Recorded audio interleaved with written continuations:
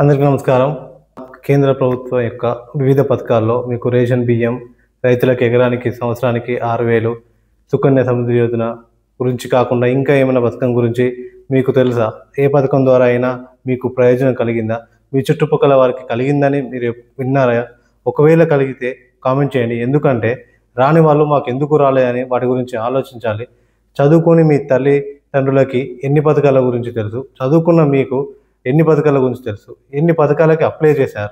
ఈ ఛానల్ ద్వారా ప్రతి పథకం గురించి వివరంగా తెలియజేయడానికి, పేద మధ్యతరగతి ప్రజలకి ఎక్కువ ప్రయోజనం కలిగేలా పథకాల్లో మార్పులు చేయాలి అని ప్రభుత్వాన్ని ప్రశ్నించాలని ప్రయత్నం చేస్తున్నాను.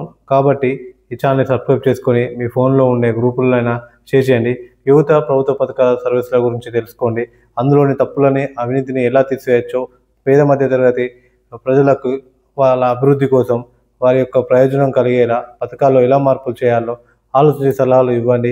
మన దేశం ఎలా అభివృద్ధి చెందుతుంది అనే నా ప్రశ్నలకి మీరు ఆలోచించి మంచి ఆలోచన సూచన ఇచ్చి ప్రయత్నాన్ని సంపాదించండి. అలా గిఫ్ట్స్ అయినా గెలుచుకోండి. మన దేశంలో పేదరికం తగ్గి మన దేశం ఎలా అభివృద్ధి చెందుతుంది?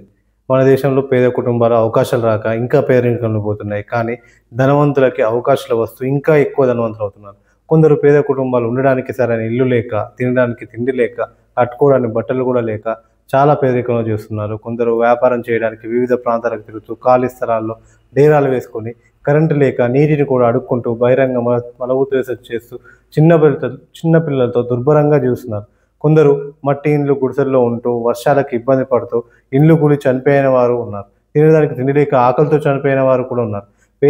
పేదవారికి అదే రేషన్, ఆర్థికంగా మంచిగా ఉన్న వారికి అదే రేషన్. మరి పేదరికం తగ్గి మన దేశం ఎలా అభివృద్ధి చెందుతుంది?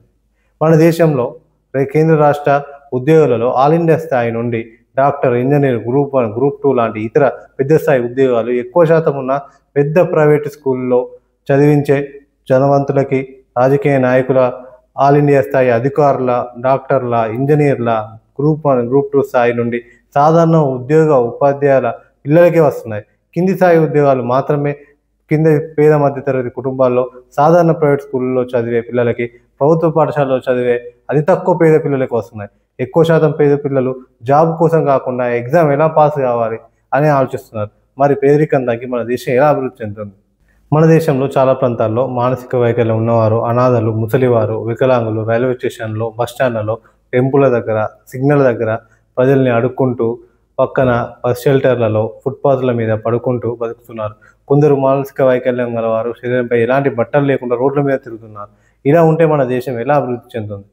అయితే నా ఫ్యామిలీ, ఫ్రెండ్స్, రిలేషన్స్, నా తోటి ఉద్యోగులు అందరూ ఎందుకు ఇదంతా చేస్తున్నావు? మన వ్యవస్థ మారదు, చదువు తీసుకొని సంపాదించి నీ పని నువ్వు చేసుకో, ఎందుకు రాత్రి పగలు కష్టపడి ఇదంతా చేస్తున్నావు, సరిగ్గా నిద్రపోతలేవు, చాలా స్ట్రెస్ తీసుకుంటున్నావు అని అంటున్నారు.